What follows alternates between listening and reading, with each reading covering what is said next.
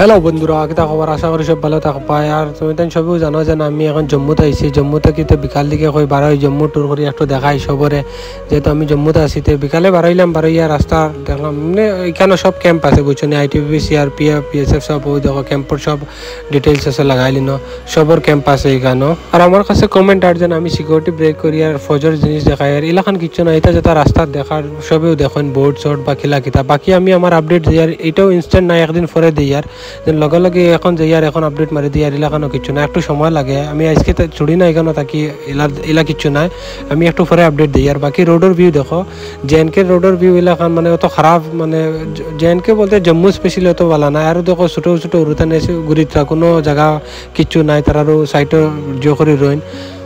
আর জেনকে সবসে থেকে জম্মুর একটা জিনিস ভালো লাগছে, সবর সিকিউরিটি মানে ডিজিটাল ডোর ইয়ে আছে, যেটা পোস্ট কোড একটা নয়া লঞ্চ হয়েছে না, এর আগে থেকে কেন জেনকে লঞ্চ হয়েছে। আর আমি এখানে নতুন ব্যাগে একটা কিনছি, এখান থেকে আইয়া এখানে 1000 পড়ছে, আর 1.5 থাল কিনছেন। আর ডোরের ডিজিটাল ডোরের বড়িয়া একটা সিস্টেম, মানে লোকেশনের লাগে খুব আরাম। তো আমি এখন বর্তমানে বিকালে গেছে চাও খাইয়া যাইমু গিয়া আমার জায়গাত গিয়া এখানে রইমু ক্যাম্পও। আর বাকি মিলমু নেক্সট ভিডিওত তোমাদের লাগে। সাপোর্ট করার লাগে ধন্যবাদ যে করিতরা।